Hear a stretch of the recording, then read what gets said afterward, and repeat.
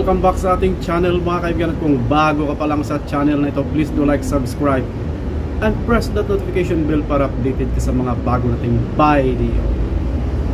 Isang malaking update mga kaibigan at maganda ito para sa ating bansa sa boxing industry mga kaibigan. Naalala nyo pa ba? 50 years ago mga kaibigan, Trilla in Manila, the biggest fight in the history mga kaibigan, between rival Muhammad Ali and Joe Frazier mga kaibigan.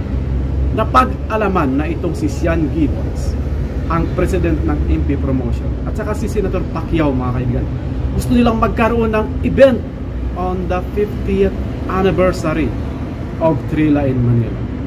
At malamang magkakaroon ng fight si Senator Pacquiao mga kaibigan, and of course yung mga Filipino boxers natin mga kaibigan.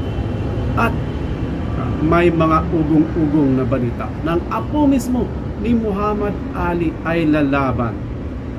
Ito po yung mga niluluto na magiging big event sa boxing history nating bansa mga kaibigan.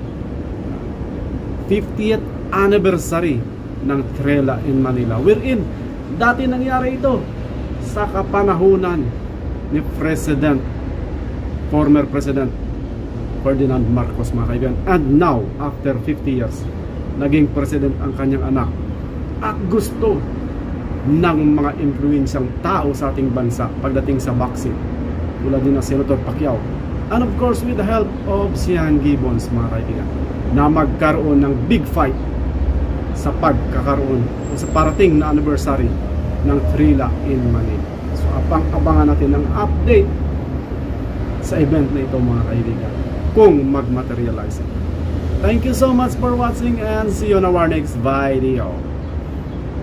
Bye bye.